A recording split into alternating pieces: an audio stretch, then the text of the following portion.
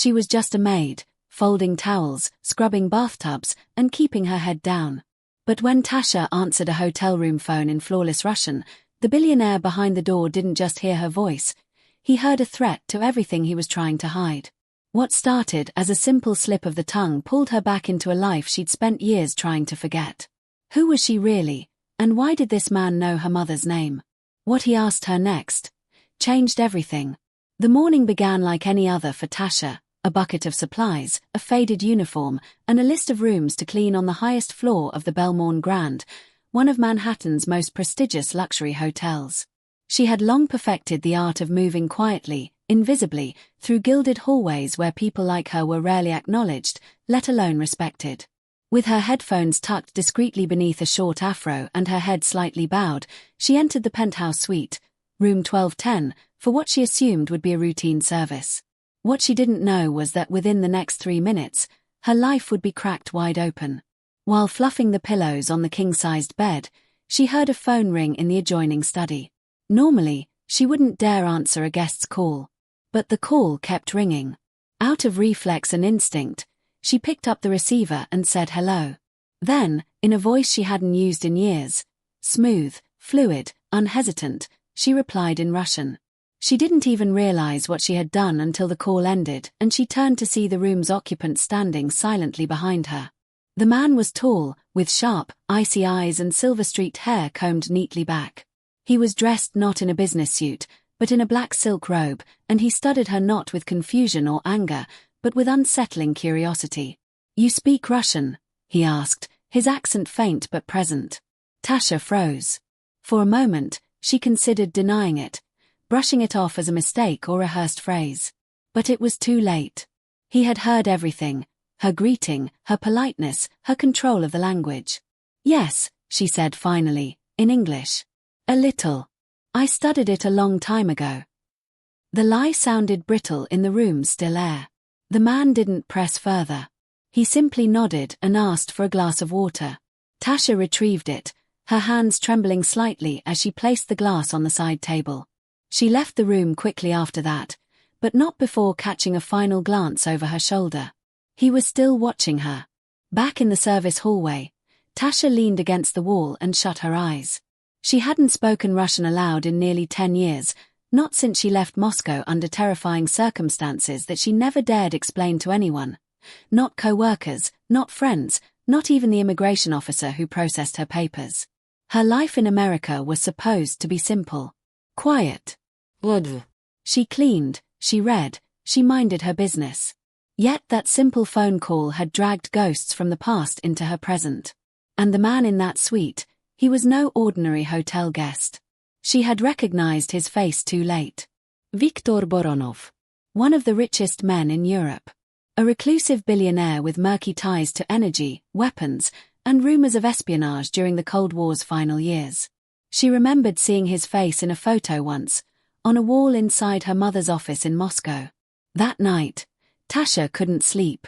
She replayed the scene over and over, her mind drifting into panic. Why was Victor here, and why now? What would he do with what he heard? Should she run? Again. She checked the balance in her bank account. Barely enough for a Greyhound ticket to anywhere. Her phone buzzed. A message from the hotel's internal system. Room 1210 has requested you for morning cleaning. 8:30 a.m. sharp. She stared at the screen, heart pounding.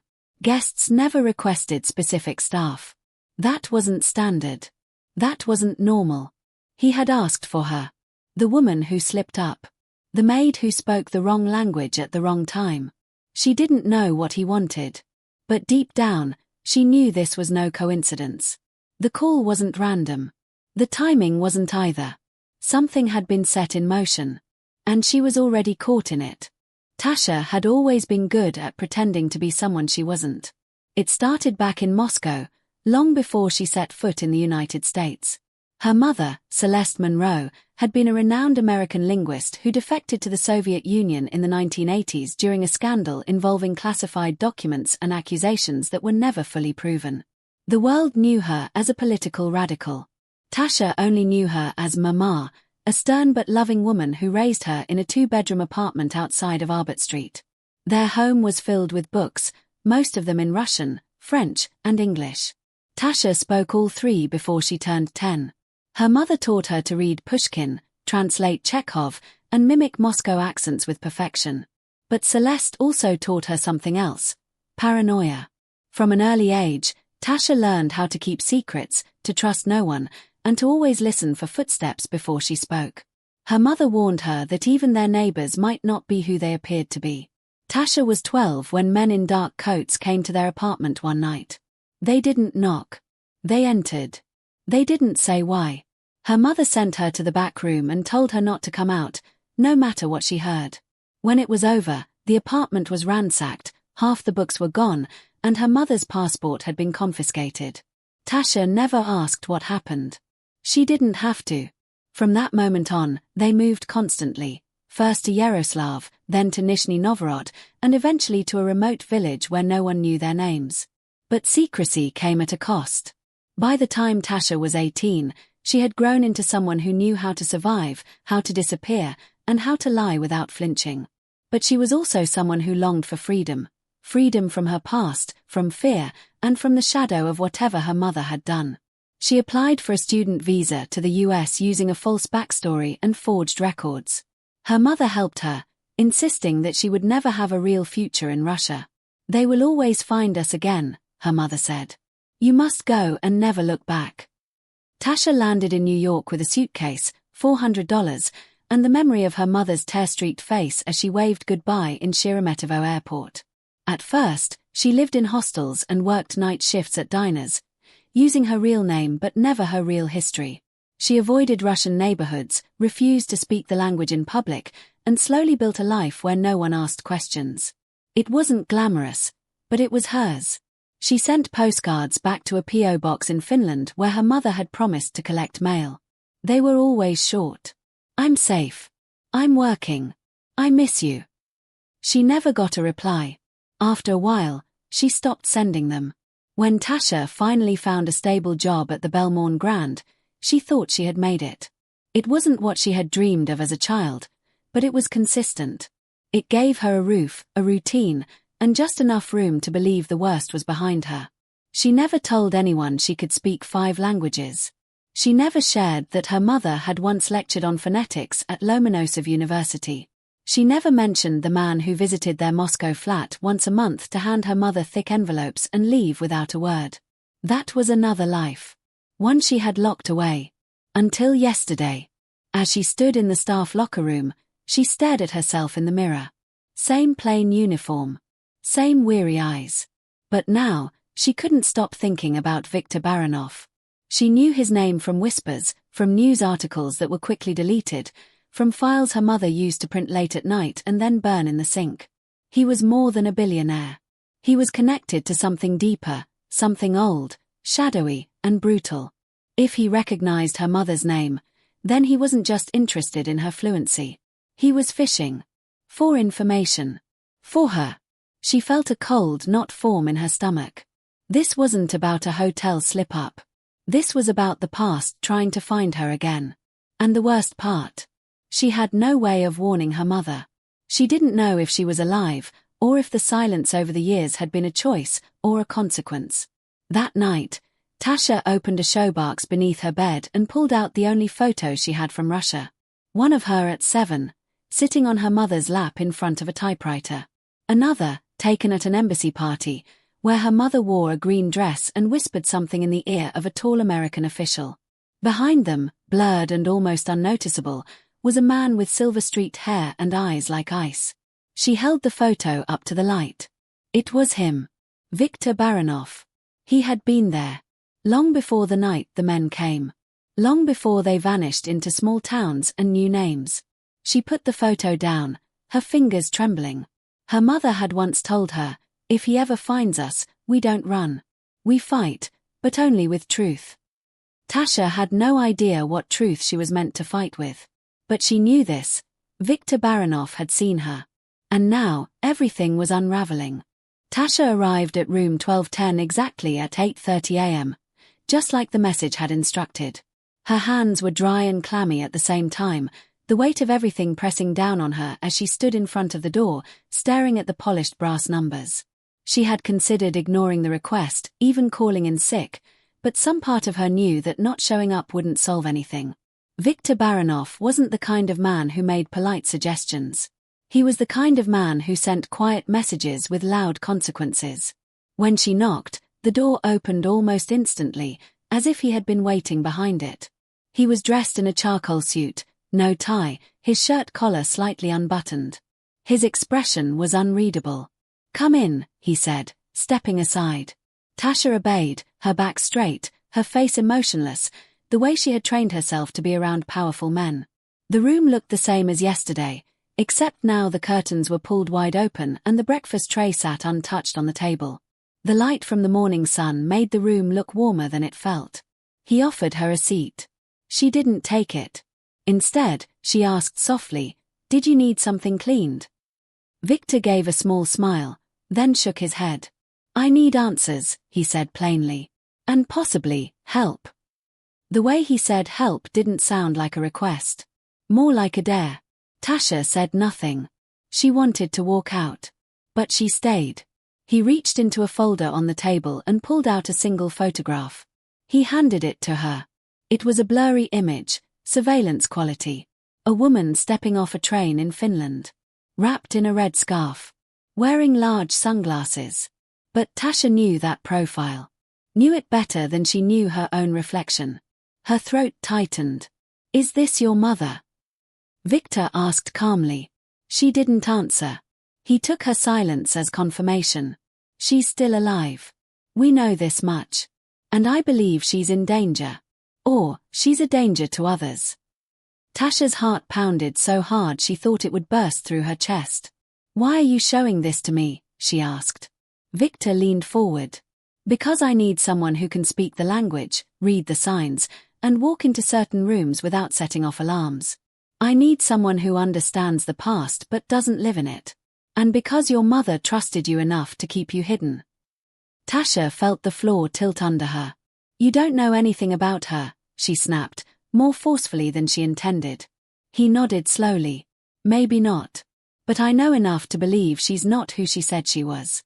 And I believe she may have left you clues. In case someone like me ever came looking." He slid a second envelope across the table. Inside were 2 plane tickets, both with her name on them. One to Zurich. One to Istanbul. And a hotel keycard for a place she'd never heard of. "You're free to refuse," he said. "But I think we both know you won't." Tasha stared at the tickets, the glossy hotel card glinting in the sunlight like a warning. "What is this really about?" she whispered. "Is this a trap?" Viktor shrieked. "That depends. Do you still believe your mother was just a linguist?" His eyes met hers. "Or do you think she was something else entirely?" Tasha didn't know what to say. Her mind was spinning. The red scarf. The P.O. box. The whispers behind closed doors. Had her entire childhood been one long cover story? Was her mother running from something? Or running towards it? She finally took the envelope. Not because she trusted him. But because she didn't trust the silence anymore. The not knowing was worse. She turned to leave, but Viktor called out once more. "There's something else," he said. "Something you need to see." He reached into a drawer and pulled out a cassette tape. An old one. Tasha felt her knees buckle slightly. Her mother had owned a recorder just like that. They used to tape voice drills and practice accents. "We recovered this in a safe house 2 years ago," Viktor explained. "It's labeled to Natasha. We haven't listened to it. Thought you should be the one." Tasha took the tape with a shaking hand. Her name in her mother's handwriting stared back at her. "Why me?" she asked, voice barely above a whisper. Viktor looked at her and said, "Because your mother knew this day would come. And you're the only one she trusted to finish what she started." Tasha left the room, the envelope pressed to her chest, the tape burning a hole in her pocket. She didn't know where this road would lead. But one thing was clear, there was no turning back. She had been chosen. Or maybe she had always been a part of this without realizing it. And now, the curtain was lifting. Tasha didn't sleep that night. The envelope sat on her bedside table, unopened, while the cassette tape lay next to it like a ticking bomb. She stared at the ceiling, listening to the silence of her small apartment, every creak and shift of the building feeding her anxiety. When the sun finally rose, she made a decision. If she was going to dive into this, she had to start with the one thing that felt real, her mother's voice. She dug out her old cassette player from the back of a closet, still dusty but working. With shaky fingers, she slid in the tape and pressed play. There was static at first. Then her mother's voice, calm and measured, filled the room. "Natasha," it began, "if you're hearing this, then everything I feared has come true. And I'm sorry." The message wasn't long. It was cryptic, full of vague warnings and half-finished thoughts. But one sentence cut through the rest: "Don't trust Viktor Baranov. He knows what I know. And he will use you to find it." Tasha sat frozen, the tape spinning to a stop. Her instinct screamed at her to walk away. Burn the envelope. Forget the tickets. Go back to cleaning sweets and folding towels and pretending the past had never existed. But there was something else inside her now, a spark of anger. A need to understand. If Viktor had lied about helping, then what did he really want? And why use her to get it? She decided to go to Zurich, not to follow Viktor's orders, but to find her own answers. She used the ticket. She checked into the hotel listed on the card. But instead of waiting for instructions, she slipped away and visited the address scribbled on the back of the tape case, an address in the old district that her mother had once mentioned in whispers. The building was abandoned. Dust covered the floors, and the windows were boarded shut. But the inside had been disturbed recently. Footprints in the dust. A coffee mug still fresh with a lipstick mark. Someone had been there, maybe still was. Tasha searched the rooms, heart pounding. In the back office, she found a wall safe. It was already open. Empty.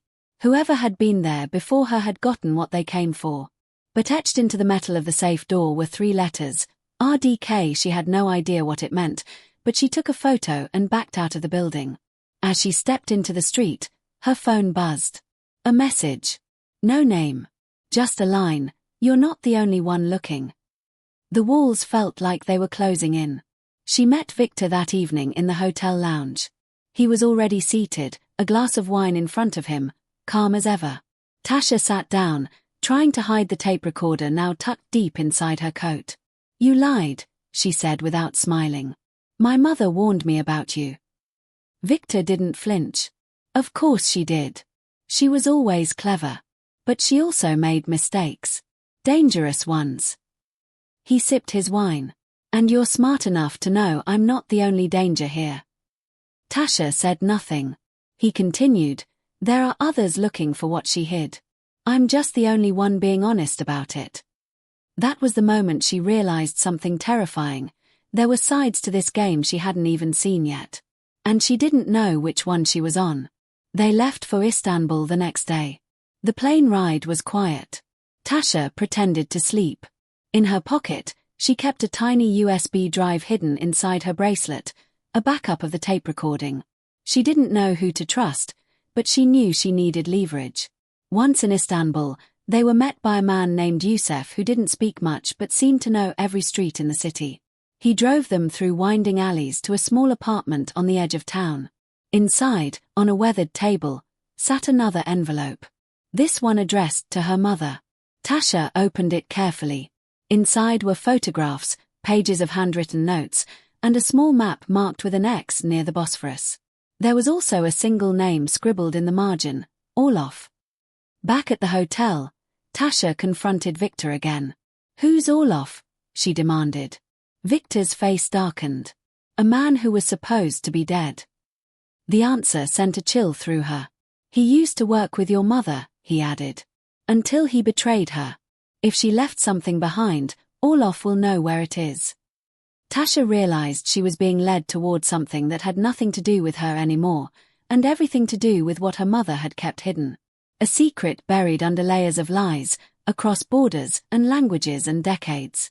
And now, every move she made was being watched. She stood at the window that night, staring at the glowing lights of the city. The wind carried the sound of car horns and distant voices. She was no longer just a hotel maid or a runaway from Moscow. She was the daughter of a woman the world had misunderstood. And now, she had to decide, was she willing to risk everything to find the truth, even if it meant becoming the very thing her mother had feared she'd become? Or should she disappear again and let the past stay buried? The answer wasn't clear. But one thing was certain. The deeper she went, the more dangerous it would become. And turning back was no longer an option. Tasha found herself standing on a quiet hill overlooking the Bosphorus, the wind blowing softly against her face as she stared at the old stone building marked on the map. It looked abandoned from a distance, but up close, it showed signs of recent use. Scratched paint around the hinges. A padlock that had been broken and repaired more than once. She wasn't alone. Victor and Yusef waited behind her at a parked car, pretending not to watch her every move. But she could feel their eyes. She pushed open the rusted door and stepped into the dark. Inside, the air was thick with dust and something else, anticipation. The floors creaked with every step as she moved deeper, following the faint echo of dripping water and the pulse of her own heartbeat. In a corner room, beneath a pile of rotting tarps, she found a metal crate. It was locked, but the key taped to the back of the photo in Zurich slid in perfectly. With a click, the crate opened. Inside were papers. Dozens of them. Handwritten notes, transcripts, old letters in Russian, French, and English. Some were signed with a familiar name, Celeste Monroe. Others were marked RDK. She didn't know what they meant, but one thing was clear, this was information someone had gone to great lengths to hide. And someone else would kill to find. Before she could dig deeper, she heard footsteps behind her. She turned. It wasn't Victor. It was Orloff. An older man now, with deep lines across his face and a limp in his left leg, but his eyes were sharp and his hands held a weapon. He looked at her for a long time before lowering the gun. "You're her daughter," he said. "You look just like her." Tasha stood still. "You knew my mother?" she asked. He gave a dry laugh. "I knew her better than most. Until she disappeared. We all thought she was dead." Orloff didn't waste time. He told her that her mother had been working on something far more dangerous than language studies. She had discovered a covert list, an international ledger of names, bank accounts, transfers, and backdoor connections that tied politicians, oligarchs, and former intelligence agents across Europe and America. It was known only as the Archive. If exposed, it could ruin careers, governments, even spark conflicts. Celeste had been trying to leak it in pieces, but someone close betrayed her. That someone had been Viktor Baranov. "He was never your ally," Orloff said. "He's the one who started the hunt. The only reason he didn't kill her is because she disappeared before he could." Tasha's stomach dropped. "Then why keep me close?" she asked. Orloff's answer hit her like a slap. "Because he believed she passed the archive to you. Or at least told you where it was. You were the bait. You still are." Tasha stepped back, the crate at her feet now feeling like a trapdoor. She felt used, exposed. Every move she had made since answering that phone call had been manipulated. She thought she had some control, some piece of leverage, but she was just another tool in a larger plan. She raced back to the car, her mind racing. Victor was standing outside, smoking a cigar, calm as ever. She didn't speak. She just looked at him, now truly seeing him for what he was. "Did you know?" she asked. He raised an eyebrow. "Know what?" She held up the folder she'd taken from the crate. "That my mother was hunted because of this." He gave a small nod. "I suspected." "And you let me believe you were helping me," she snapped. "I'm helping," he said smoothly. "Just not in the way you assumed." That night, back at the hotel, Tasha listened to the tape again. This time, she paid attention to the background noise. A ticking clock. A muffled voice. The clink of a glass. She realized something. Her mother had been recording in a room filled with people. Not a secret message, but a warning hidden in plain sound. She ran it through a translator app, slowing it down. One word stood out, spoken faintly behind the main message: Dvorak. Another name. Another clue. She began to piece it together. The names weren't just memories. They were locations. Contact. parts of a network her mother had carefully constructed before vanishing. Tasha didn't trust anyone now. Not Victor. Not Youssef. Not even Orloff. She realized the only reason she was still alive was because they believed she held the final piece. And maybe she did. Maybe her mother had embedded it in her without her even realizing. Codes in bedtime stories, phrases in old letters, strange habits that only made sense now. She pulled out an old charm bracelet from her suitcase. Her mother had given it to her on her 12th birthday. Tasha had worn it ever since. One of the charms, a small silver book, had always felt heavier than the others. She pried it open with a knife and found a microdot inside. So small, it looked like a speck of dust. Her hands shook as she held it up to the light. Inside this tiny chip could be the archive. Or it could be nothing. But whatever it was, people had killed for it. And she was now holding it. She knew she had to disappear again. But this time, she wouldn't run scared. She would choose where, how, and with whom. She booked a last-minute train out of the city using cash. She left no notes, no calls, no trail. Before she left, she sent a single message from a burner phone. It was only 3 words, sent to an encrypted contact her mother once mentioned. The archive lives. Then she dropped the phone into the sea. Tasha arrived back in New York with no fanfare, no one to meet her, and no return ticket in hand. The city felt colder than she remembered, even though it was the middle of spring. The air was damp and heavy as she stepped out of the cab and looked up at the Belmorn Grand. The hotel stood just as it always had, imposing, elegant, indifferent. She had called ahead and requested her old position back under a different name. With forged documents and a few well-placed bribes, the management welcomed her without knowing who she really was. The name tag now read Marina, and no one blinked twice when she pushed her cleaning cart through the familiar marble halls. But she wasn't there to clean. She was there to end something. The final chapter had to take place where it all began, in room 1210. She waited until late at night, when most of the guests were asleep and the executive floor was quiet. She pushed the cart slowly down the hallway, her footsteps muffled by the plush carpet. As she reached the door, she paused, her fingers resting on the handle. She had rehearsed this moment in her head 100 times. She slid the master keycard through the lock and stepped inside. The room was empty. Cleaned.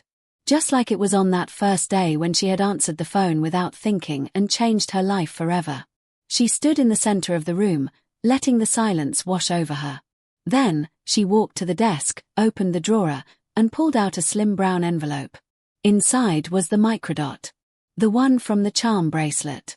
She placed it gently on the glass surface, next to a note she had written by hand, for the next truth seeker. Use it wisely. Burn this room after. She placed her old name tag on top of it. Tasha. Then she did something that surprised even herself. She laughed. A small, tired, but honest laugh. Not because anything was funny, but because she had made it. Through betrayal, lies, and danger, she had survived. She turned and left the room without looking back. At the service elevator, she took one last look at the hallway. So many memories lived there now. Ghosts she had created. Secrets she had carried. But that life was over. She descended to the basement level, tossed her uniform into a laundry bin, and walked out the staff exit with nothing but a backpack slung over her shoulder and a plane ticket in her pocket. What she hadn't told Victor, Orloff, or anyone else was that she had made a copy. The real archive, if that's what the microdot held, was safe, hidden in a place no one would think to look. A memory card sewn into the lining of a book donated to a second-hand bookstore in Queens. The book was an old Russian fairy tale collection, one her mother had read to her as a child. Only she would know which story had the tiny rip on the 4th page and a name carved in pencil at the back, Celeste. It would stay there until someone truly worthy found it, or until the world forgot about it completely. Somewhere far away, in a quiet fishing village along the Mediterranean coast, Tasha sat at a small cafe drinking tea. Her hair was shorter now, dyed a soft auburn. She wore a denim jacket and smiled at the waiter like she had lived there her whole life. In her hand was a worn letter.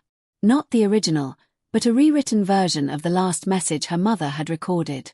She had copied it word for word, line by line, until she knew it by heart.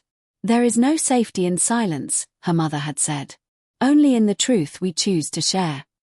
Tasha looked out at the sea and thought about that. She had spent so much of her life hiding, running, and waiting for someone else to decide what she should be afraid of. But now she finally understood. She didn't owe her story to anyone. She had chosen what to reveal and what to leave behind. Back in New York, a different maid found the envelope in room 1210. She turned it into the front desk, unaware of what she was holding. Security reviewed it, but by the time they reached the room again, everything was gone. Just a faint smell of burned paper and a melted patch on the carpet. No one could explain it. Viktor Baranov vanished 2 days later. His private jet left the airport but never arrived at its destination. Some said it was sabotage. Others believed he went into hiding, afraid of what might come next. Orlov disappeared too. Last seen crossing the Polish border with a forged passport and a briefcase no one could search. One by one, the pieces on the board were cleared. Not by force, but by a story Tasha had quietly unraveled from within. She had always been underestimated. Just a maid. Just a girl. Just a voice on the other end of a phone. But what no one expected was that the voice would carry a legacy. A legacy of truth, of resistance, and of quiet, relentless strength. She had spoken once, and the world had shifted. What she left behind in room 1210 wasn't just a message. It was a challenge. To those who came after. To those who still had secrets buried under titles and uniforms and smiles. A reminder that anyone, even the invisible, can become the one thing the powerful fear most. Someone who knows the truth and chooses to speak.